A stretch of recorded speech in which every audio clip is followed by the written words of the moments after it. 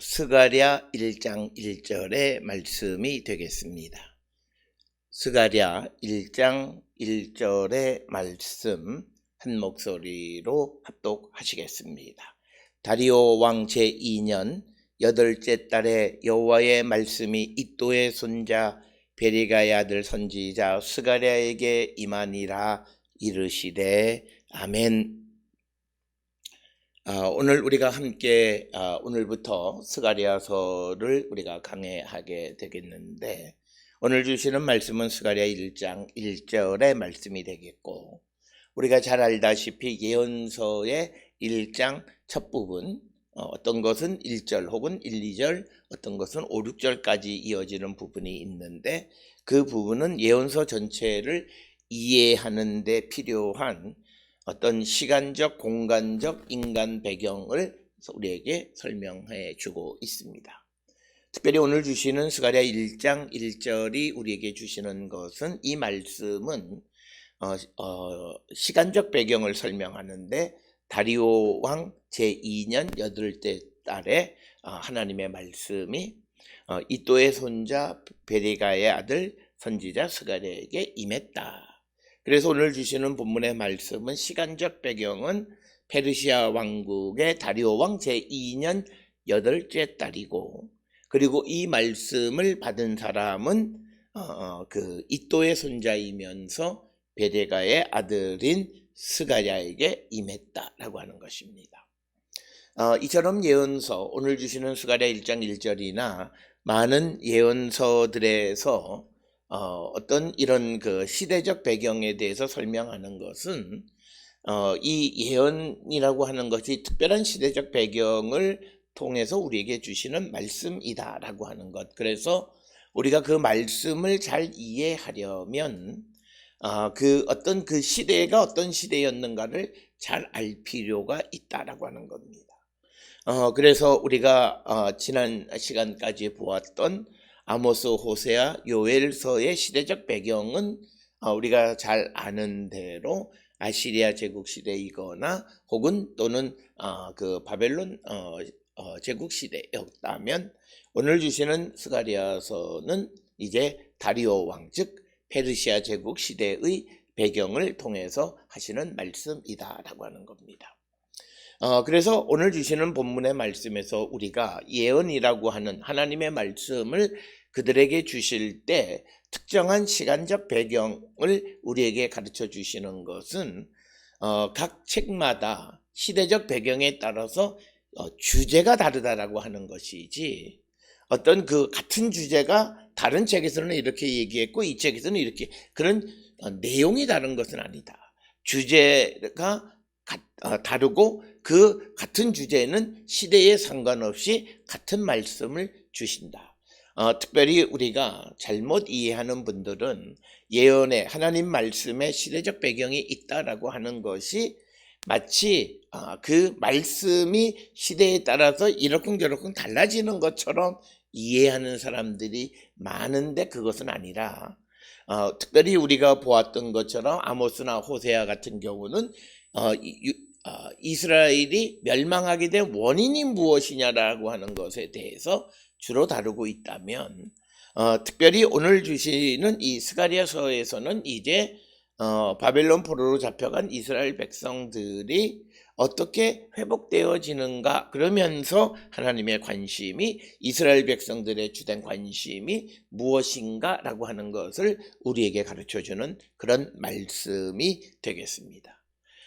그래서 물론 우리가 아모스나 호세아나 또는 스가랴나 주제는 결국은 하나님께로 돌아오라고 하는 주제로서는 같아요. 그러나 그것을 설명할 때 호세아나 아모스는 호세아와 아모스가 처한 시대에 맞게끔 설명을 하는 것이지, 그렇다고 해서 그들이 하나님께로 돌아오는 방법이 다른 것은 아니다는 거죠. 방법은 똑같아요.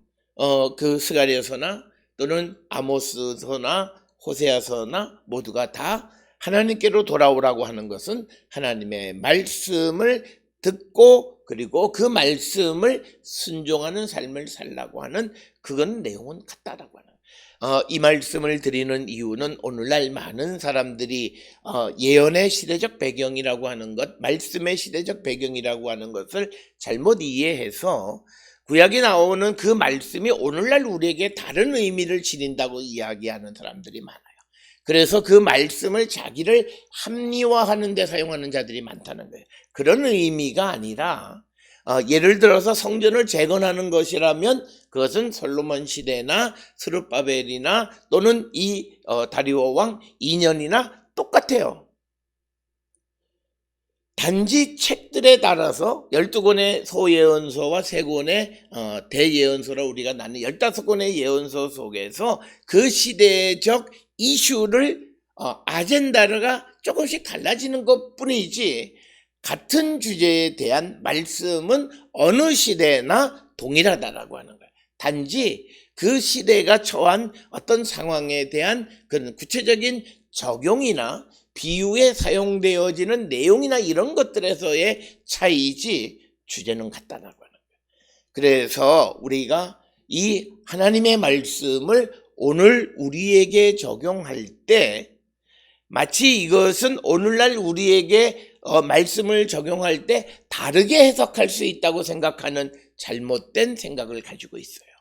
예언의 시대적 배경이라고 하는 것은 그 시대의 이슈를 다루고 있다라고 하는 것이지 같은 이슈를 다루는 데 있어서 시대가 다르다 해서 그 말씀의 의미도 달라지는 것은 아니다라고 하는 사실을 우리가 분명하게 알아야 됩니다.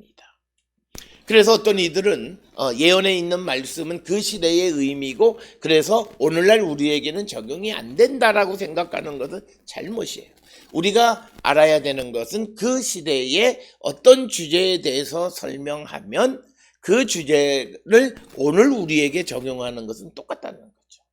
오늘 우리가 이 땅을 살아가는데 하나님께로 돌아가는데 모든 사람에게서 하나님께 돌아가는 방법은 하나님의 말씀을 듣고 그 말씀대로 살아가는 것은 동일해요.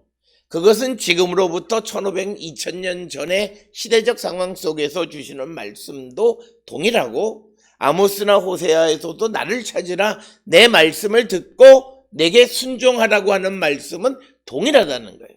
따라서 예언의 시대적 배경이 있다라고 하는 그 말씀의 의미는 그 시대에 어떤 핫 이슈가 되는 아젠다가 있다라고 하는 그 시대의 아젠다를 다룬다라고 하는 그런 말씀이지 같은 주제가 시대에 따라서 달라진다라고 하는 그런 의미는 아니다. 따라서 오늘 우리가 하나님께로 돌아가기를 원하는 사람들이 제일 먼저 해야 되는 것은 말씀을 듣고 그 말씀대로 살아가려고 하는 결단력, 그래서 성령의 도우심으로 하나님의 말씀대로 살아가는 것이 주께로 돌아가는 거예요. 내가 기도한다고 해서 주께로 돌아가는 것이 아니고 예배한다고 해서 주께로 돌아가는 것이 아니고 내가 헌신하고 봉사한다고 해서 주께로 돌아가는 것이 아니고 진심으로 주께로 돌아간다라고 하는 것은 내가 하나님의 말씀을 듣고 그 말씀대로 살아가는 것이고 그것은 호세아 시대나 아모스 시대나 또는 스가랴 시대나 어느 시대나 동일한 방식이다라고 하는 것입니다.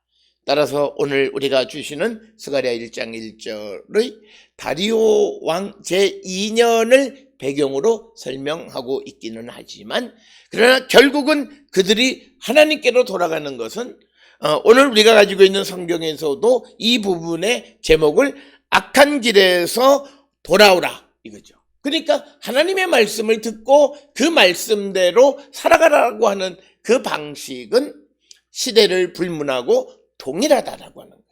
그래서 오늘 우리에게도 하나님께 돌아가는 방법은 다른 길이 없어요. 하나님 말씀을 듣고 하나님의 말씀대로 살아가는 것이 결국 우리가 여호와 하나님을 찾는 것이고 주께로 돌아가는 것이다라고 하는 거예요. 오늘 우리는 이 예언의 하나님의 말씀의 시대적 배경을 해석한다고 해서 그 말씀의 내용 자체를 변질시키면 안 돼요.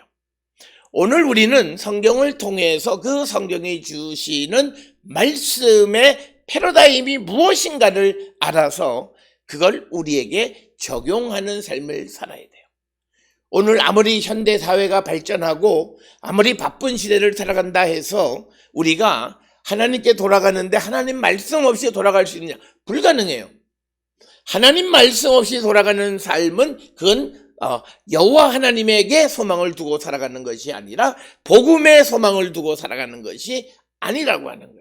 그런데 말씀으로 돌아가지 않는 것은 결국은 말씀이 육신이 돼서 이 땅에 오셨다라고 하는 그 요한복음의 성육신 사건을 통해서 보면 하나님에게 돌아가지 않는 것이라는 거고 성령 안에 있지 않는 것이다라고 하는 것과 같은 의미가 있다라고 하는 사실을 우리가 기억하셔야 됩니다. 오늘 주시는 본문의 다리오 왕 제2년, 다리오 왕 제2년이라고 하는 기록이 등장하는 것은 오늘 주시는 스가랴 1장 1절도 있지만 학개서에서도 다리오 왕 2년에 대한 언급이 기록하고 있습니다. 자, 그렇다면 우리에게는 다리오 왕 제2년이 언제인가라고 하는 것을 알려면 페르시아 왕들의 연대를 알아야 합니다. 그런데 페르시아 왕들의 이야기 속에서 다리오 왕은 세 사람이 있어요. 그래서 제일 먼저 있는 것을 우리가 1세라고 부르고 2세라 부르고 3세라 이렇게 순서적으로 부르는데 원래 기록에는 다리오 왕 1세, 다리오 왕 2세, 다리오 왕 3세 뭐 이렇게 되어 있지 않고 누구의 아들 다리오, 누구의 아들 다리오 이런 식으로 기록되어 있어요. 우리가 잘 아는 그 이스라엘 역사에도 여로보암 왕이 두 사람이 등장하는데 우리가 느밧의 아들 여로보암 이런 식으로 다리오 왕도 전부 세 사람이 있습니다. 자, 그렇다면 오늘 주시는 이 스가랴 1장 1절에서 이 스가랴서의 배경이 언제인가라고 하는 것은 다리오 왕 제2년인데 그러면 다리오 왕이 세 사람이 등장하는데 이 다리오는 누구인가라고 하는 겁니다. 이것에 대해서 우리가 학개 1장 1절이나 또는 그 에스라 6장 여러 가지 내용들을 종합해서 스가랴 1장 1절에 다리오 왕은 다리오 1세이고 다리오 1세의 2년은 주전 520년이다 라고 하는 겁니다. 만약에 오늘 주시는 이 다리오 왕을 다리오 왕 2세로 보게 되면 그 다리오 왕 2세의 제2년은 주전 421년 100년 차이가 생기는 거예요. 그 다음에 또 이 다리오 왕 제2년을 다리오 왕 3세 제2년으로 보게 되면 연대가 334년 주전. 그러면 또 다리오 왕 2세와 3세 사이에 한 90여 년 차이가 생기고 그래서 전체 다리오 왕 1세로 보느냐 3세로 보느냐 해서 그 둘 사이의 간극은 대략 한 200년 가까이 190여 년 정도 차이가 날 수 있다. 그래서 오늘 주시는 이 스가랴서는 다리오 왕 1세의 제2년에 주신 말씀이다라고 하는 것입니다. 그러면 이 스가랴서의 배경은 주전 520여 년경에 그 배경 속에서 하나님께서 이또의 손자 베가랴의 아들 스가랴에게 여호와의 말씀을 주셨고 그것을 받은 스가랴가 백성들에게 이 말씀을 선포했다라고 하는 것입니다.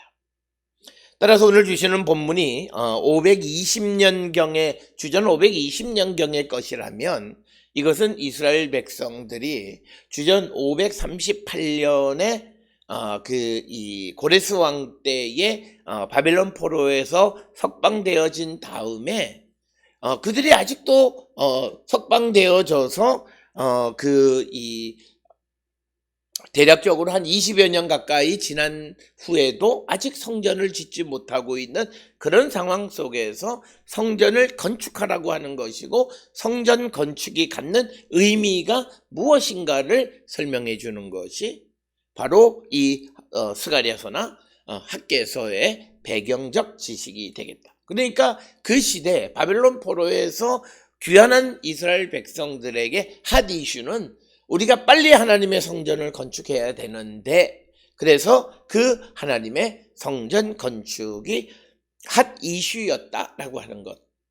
그러면서 하나님의 성전이 건축되어지기 직전에 이스라엘 백성들에게 하나님의 환상을 예언자들을 통해서 주시는 것이 이 스가랴서 전체의 내용이다라고 하는 것입니다. 그러면서 1절에 또 등장하는 것이 다리오 왕 제2년 8째 달이다라고 하는 거죠. 메소포타미아 달력으로 8번째 달은 아락삼누라고 하는 월이고, 이것은 오늘날로 따지면 10월 11월에 해당하는 겁니다. 그래서 10월 11월, 그래서 이것이 이스라엘 백성들이 다시 포로에서 돌아와서 이스라엘 땅에 거주하고 있을 때에는 그들이 초막절을 다 지나고 이제 이스라엘의 어떤 겨울철이 되면서 우기가 되면서 그들이 씨를 뿌리고 시작하는, 어떻게 보면 그 달력으로서가 아니라 농사로서 새로운 그 새해를 시작하는 그때 하나님께서 이제 스가랴에게 말씀을 주셨다라고 하는 겁니다. 그러면서 오늘 주시는 본문을 통해서 이 스가랴가 누구냐라고 하는 것을 설명하는데, 그 스가랴는 이또의 손자이고 베레가의 아들이다, 이렇게 기록합니다. 일반적으로 고대 이스라엘에서 고대 유대 사회 속에서 사람을 얘기할 때 3대를 언급합니다. 그러니까 이 본문을 통하면 이또가 베레가를 낳고 베레가가 스가랴를 낳았다라고 하는 겁니다. 스가랴라고 하는 말은 여호와가 기억하시다 라고 하는 그런 의미가 되겠고, 이또라고 하는 말은 여호와가 장식했다라고 하는 그 아다야라고 하는 말의 축약형이 되겠습니다. 그리고 베레가라고 하는 말은 여호와의 축복이라고 하는 뜻이 되겠습니다. 그러니까 하나님이 기억하시고, 그리고 하나님께서 장식하시고 하나님께서 축복하신다라고 하는 거죠. 그러니까 전부 다 이또나 베레가나 스가랴나 이름은 다 하나님께서 무엇을 어떻게 하신다라고 하는, 우리가 이것을 전문적으로 이름에 하나님의 이름이 들어있는 소위 테오포릭 네임이다. 즉 이름에 하나님 여호와의 요소가 들어있는 이름. 오늘날 우리로 이야기하면 이 신앙적인 이름을 엘리 이런 그런 것처럼, 또는 우리가 예손, 예담 이런 이름들, 그런 이름과 같은 겁니다. 그러니까 이또, 베레가, 스가랴 이들은 그 이름을 통해서 보면 여호와 하나님에 대한 신앙을 가지고 있는 사람이다. 이또라고 하는 사람은 성경 속에 보게 되면 여러 명이 등장을 합니다. 그런데 보면 대부분 솔로몬 시대 때 지방 행정관이었거나 또는 레위의 후손이었거나 이런 것들, 또 제사장이었거나 이런 사람들이 되겠고, 그리고 또 베레가라고 하는 사람은 무술람의 아버지로 기록이 되어 있고, 역대상 3장 20절에서는 베레가가 에스라 스룹바벨의 아들로 이렇게 기록이 되어 있는 것을 우리가 볼 수가 있습니다. 그래서 특별히 이 스가랴라고 하는 사람은 할아버지, 아버지 이름이 같이 언급되어 있는데, 이 아버지나 할아버지나 또는 스가랴나 자신들의 이름을 통해서 보면 그들은 여호와에 대한 믿음을 가지고 있었던 사람들이었다라고 하는 것입니다. 그래서 오늘 주시는 본문에 이제 여호와의 말씀이 임하니라라고 하는 겁니다. 여호와의 말씀이 있었다라고 하는 뜻이에요. 동사로는 하야 동사를 사용합니다. 그래서 여호와의 말씀이 있었다라고 하는 것은, 이 말은 임하다라고 번역된 이 말은 여호와께서 하늘에서 보내주셨다라고 하는 뜻입니다. 그렇기 때문에 이 스가랴는 자기가 그 말씀의 내용이나 또 전하고 싶다 안 싶다를 결정할 수가 없다. 우리가 잘 아는 것처럼 예레미야도 자기의 인생의 어려운 모습을 토로할 때 자기의 민족, 동족의 멸망의 이야기를 전할 수밖에 없는 처지를 말했던 것을 우리가 알게 합니다. 마찬가지로 오늘 주시는 본문에서는 여호와의 말씀이 스가랴에게 있었다라고 하는 거예요. 없던 것이 있었다라고 하는 그런 말씀이고, 그 말씀은 하늘에서 하나님께서 스가랴에게 주셨다. 그래서 이 예언의 권위는 스가랴가 아니에요. 하나님이시다는 거예요.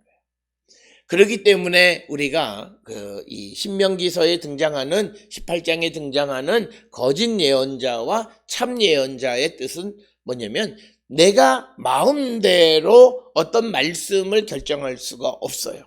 그냥 주시는 것 그대로를 전하는 거예요. 그러니까 우리가 오늘날 누구를 찾아가서 물어보는 그래서 이것이 무엇이다라고 하는 것은 우리가 전문적으로 예언과는 구별해서 그건 신탁이라고 이야기해요. 예언이라고 하는 것은 하나님이 주도권을 가지시고 주권을 가지시고 하나님이 원하시는 때에 사람들에게 주시는 거예요. 그러니까 내가 필요해서 내가 듣고 싶을 때 찾아가서 듣는 것이 아니라고 하는 거예요.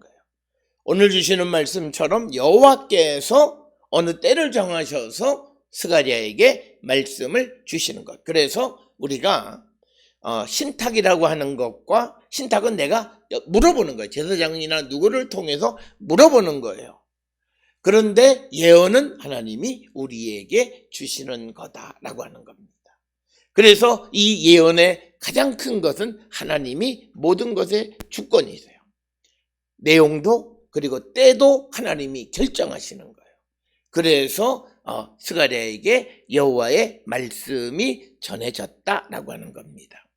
그래서 오늘 우리가 주시는 이 본문의 말씀에서 말씀이 임했다라고 하는 거죠. 이 말씀은 요한복음에 있는 말씀처럼 성육신 사건이에요.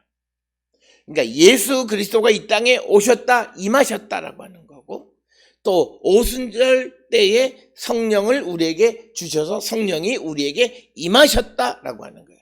그것을 우리가 소위 임재라고 이야기하는 거죠.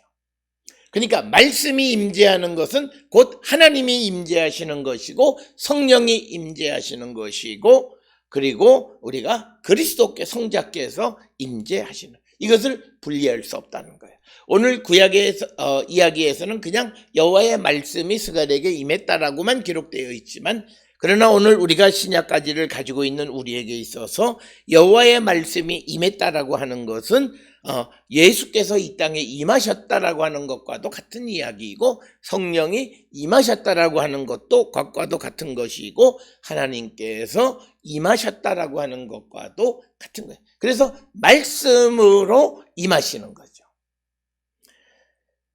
그래서 오늘 우리가 이 임하니라라고 하는 이 표현의 의미는 말씀이 하늘로부터 주어졌다는 거죠. 그러니까 우리가 때가 이름에 독생자 예수 그리스도가 이 땅에 오시는 거죠. 그건 다 하나님에 의해서 되어진 것이다. 그리고 또 성령도 하늘로부터라고 하는 것은 하나님이 우리에게 성령을 주신다라고 하는 것. 그래서 우리가 임재라고 하는 것의 출발은 구약시대 때에 예언자들에게 하나님께서 예언의 말씀을 주시는 것으로부터 시작하는데, 그것은 없던 것을 주시고 그렇게 해서 주시면 그것은 영원히 가는 거예요. 하나님의 말씀을 주신 것이 없어지지 않는다는 거예요. 마찬가지로 예수 그리스도가 우리 안에 들어오시면 그 예수 그리스도의 흔적이 없어지지 않고, 성령이 우리 안에 들어오시면 성령이 없어지지 않는 거예요. 없던 것이 있게 되어지면 이것은 마치 무엇과 같으냐면 창조예요. 창조에도 있으라 하시니 있었다라고 하는 것이 하야동사잖아요. 마찬가지로 여호와의 말씀이 있었다는 거예요. 그때부터는 영원히 존재하는 거예요.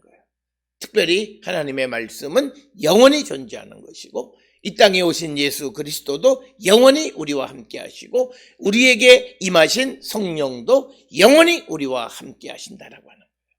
그래서 없던 것이 있는, 그래서 임하니라라고 하는 이 표현은 창조에서 없던 것이 있는 것과 같은 것이다 라고 하는 사실을 우리가 꼭 기억을 하셔야 됩니다. 그러니까 스가랴에게 주신 이 말씀은 스가랴 이전에는 없었어요. 구체적으로 이 다리오 왕 2년에 관계되어진 예언의 말씀은 하나님께서 이 8번째 달에 스가랴에게 분명히 주셨어요. 이것은 이전에 없었던 거예요. 그렇지만 이제 주신 이 말씀은 영원히 기억되어지는 거예요. 그래서 신약에서도 구약의 말씀을 인용하는 것이고 오늘 우리도 이 말씀을 듣는 것이다 라고 하는 것이에요. 따라서 우리가 오늘 주시는 말씀이 스가랴에게 임하셨다. 그에게 성령이 임하시고 그에게 주님이 임하셨다라고 하는 것과 같은 개념의 의미이다. 그리고 그렇게 임하신 것은 창조하신 것으로서 영원히 없어지지 않는 것이다라고 하는 그런 의미를 내포하고 있다라고 하는 겁니다.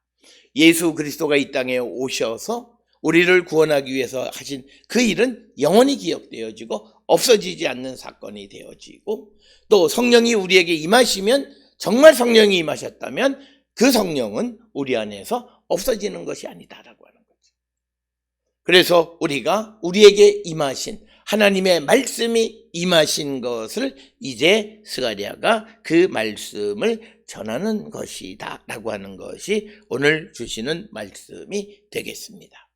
오늘 우리가 주시는 이 스가랴의 배경을 통해서 이런 그 다리오 왕 2년 8번째 달에 이스라엘 백성들에게 유다 백성들에게 가장 필요한 말씀 그 시대의 아젠다를 하나님께서 그들에게 주시는 것이다 라고 하는 겁니다.